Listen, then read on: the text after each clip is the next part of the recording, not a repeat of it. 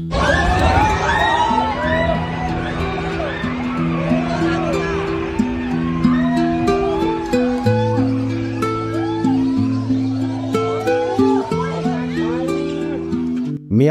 ও থাইল্যান্ডে প্রলয়ঙ্করী ভূমিকম্প, মৃতের সংখ্যা লাফিয়ে বাড়ছে, ভবন ধসে চাপা পড়েছেন শত শত মানুষ, পরিস্থিতি ভয়াবহ রূপ নিচ্ছে।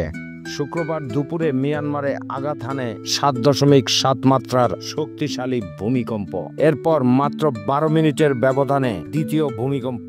এতে পুরো মিয়ানমার কেঁপে ওঠে। কম্পন অনুভূত হয় থাইল্যান্ড, চীন ও ভারত এবং বাংলাদেশেও। মিয়ানমারে এখন পর্যন্ত সরকারি হিসাব মতে 144 জন নিহত হয়েছেন এবং আহত হয়েছেন আরো 732 জন। তবে উদ্ধার কাজ এখনো চলছে, ফলে মৃতের সংখ্যা 10,000-এর বেশি হতে পারে বলে আশঙ্কা করছে বিশেষজ্ঞরা। ভূমিকম্পের আঘাতে মান্দালয় প্রদেশের বহু ঐতিহাসিক স্থাপনা ধ্বংস হয়েছে। 90 বছরের পুরনো আভা সেতু ভেঙে পড়েছে এবং বহু মসজিদ ধসে পড়েছে। রাজধানীর নেপিডোর বিমানবন্দরের এয়ার ট্রাফিক কন্ট্রোল টাওয়ার ভেঙে পড়ায় সেখানে থাকা কর্মকর্তাদের সবাই নিহত হয়েছেন। থাইল্যান্ডেও ব্যাপক ক্ষয়ক্ষতি হয়েছে। রাজধানী ব্যাংককে একটি 30 তলা নির্মাণাধীন ভবন ধসে পড়েছে, যেখানে অন্তত 81 জন আটকে পড়েছেন। মৃতের সংখ্যা এখনও স্পষ্ট নয়। জরুরি অবস্থা জারি করেছে থাই সরকার। মিয়ানমারের জান্তা সরকার আন্তর্জাতিক সাহায্যের আবেদন জানিয়েছে। আসিয়ান ও ভারত সহায়তা পাঠানোর ঘোষণা দিয়েছে।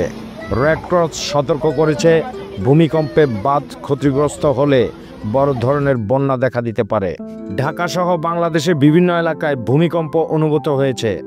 রিক্টার স্কেলে এর মাত্রা ছিল 7.3। তবে এখন পর্যন্ত কোনো ক্ষয়ক্ষতির খবর পাওয়া যায়নি। বাংলাদেশ দূতাবাস জানিয়েছে, মিয়ানমারে অবস্থানরত সব বাংলাদেশি নাগরিক নিরাপদে আছেন। ভয়াবহ এই ভূমিকম্পে প্রাণহানির সংখ্যা আরও বাড়তে পারে। ধ্বংসস্তূপের নিচে চাপা পড়াদের উদ্ধারে চলছে ব্যাপক তৎপরতা। আমরা আপনাদের এই ঘটনার সর্বশেষ আপডেট জানিয়ে দেব। আপনারা যদি আমাদের আপডেট পেতে চান তাহলে আমাদের চ্যানেলটি সাবস্ক্রাইব করুন এবং নোটিফিকেশন অন করুন। অপরদিকে বাংলাদেশ ভূমিকম্প প্রবণ দেশগুলোর মধ্যে একটি, কারণ এটি ভারতীয় ও ইউরোপীয় টেকটনিক প্লেটের সংযোগস্থলে অবস্থিত। দেশের উত্তর ও পূর্বাঞ্চল বিশেষভাবে ভূমিকম্পের ঝুঁকির মধ্যে রয়েছে। উচ্চ ঝুঁকিপূর্ণ অঞ্চলের মধ্যে রয়েছে সিলেট, চট্টগ্রাম, রাঙামাটি, ময়মনসিংহ, কক্সবাজার ও ঢাকা ভূমিকম্প প্রবণ এলাকা হিসেবে পরিচিত। চট্টগ্রাম ও কক্সবাজার অঞ্চলে সাবডাকশন জোন রয়েছে, যেখানে একটি টেকটনিক প্লেট অন্যটির নিচে প্রবেশ করে, যা বড় ভূমিকম্পের সম্ভাবনা তৈরি করে। ইতিহাস অনুযায়ী 1897 সালে শিলং ভূমিকম্প 8.1 মাত্রার, যা বাংলাদেশেও বড় ধরনের ধ্বংসযজ্ঞ ঘটিয়েছিল। 1950 সালের আসাম ভূমিকম্প 8.6 মাত্রা উত্তর পূর্বাঞ্চলে বড় প্রভাব ফেলেছিল।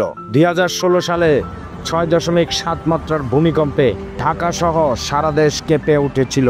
ভূতাত্ত্বিক গবেষণা অনুযায়ী চট্টগ্রাম অঞ্চলে 8.2 এবং 9 মাত্রার একটি বড় ভূমিকম্পের আশঙ্কা রয়েছে, যা মারাত্মক ক্ষতি সাধন করতে পারে। ঢাকায় অপরিকল্পিত ও দুর্বল ভবন নির্মাণের কারণে ক্ষতির মাত্রা বেশি হতে পারে। ভূমিকম্প সহনীয় ভবন নির্মাণ জরুরি। জনগণের সচেতনতা বৃদ্ধি করা দরকার। সরকার ও উদ্ধার সংস্থাগুলোর ভূমিকম্প মোকাবেলায় সক্ষমতা বাড়ানো প্রয়োজন। বাংলাদেশে বড় মাত্রার ভূমিকম্পের ঝুঁকি রয়েছে, তবে এর সময় নির্দিষ্টভাবে বলা সম্ভব নয়। সতর্কতা ও পূর্ব প্রস্তুতি থাকলে ক্ষয়ক্ষতি কমানো সম্ভব। ভূমিকম্পের নির্দিষ্ট সময় বা তারিখ পূর্বাভাস দেওয়া বর্তমান বিজ্ঞান ও প্রযুক্তির মাধ্যমে সম্ভব নয়। বাংলাদেশ ভূমিকম্প প্রবণ এলাকা হিসেবে পরিচিত এবং সাম্প্রতিক বছরগুলোতে দেশে ও আশপাশের অঞ্চলে ভূমিকম্পের সংখ্যা বৃদ্ধি পেয়েছে। তবে আগামী সপ্তাহে বা নির্দিষ্ট কোনো সময়ে ভূমিকম্প ঘটবে কিনা তা নির্দিষ্ট করে বলা সম্ভব নয়। সামাজিক যোগাযোগ মাধ্যমে ছড়িয়ে পড়া ভূমিকম্পের পূর্বাভাস সম্পর্কিত তথ্যগুলো প্রায়ই ভিত্তিহীন হতে পারে। বিশেষজ্ঞরা মনে করেন, ভূমিকম্পের সুনির্দিষ্ট পূর্বাভাস দেওয়া বর্তমান প্রযুক্তির মাধ্যমে সম্ভব নয়। তাই এ ধরনের তথ্যের সত্যতা যাচাই করা গুরুত্বপূর্ণ। সর্বোপরি ভূমিকম্পের ঝুঁকি মোকাবেলায় আমাদের প্রস্তুতি ও সচেতনতা বাড়ানো উচিত। নিরাপদ ভবন নির্মাণ, দুর্যোগ মোকাবেলায় প্রশিক্ষণ এবং জরুরি পরিস্থিতিতে করণীয় সম্পর্কে জ্ঞান অর্জন আমাদের সুরক্ষা নিশ্চিত করতে সহায়তা করবে। প্রিয় দর্শক, ভিডিওটি কেমন লাগলো জানাবেন এবং এ ধরনের আবহাওয়া সম্পর্কিত গুরুত্বপূর্ণ ভিডিও পেতে আমাদের চ্যানেলে সাবস্ক্রাইব করবেন। ধন্যবাদ সবাইকে।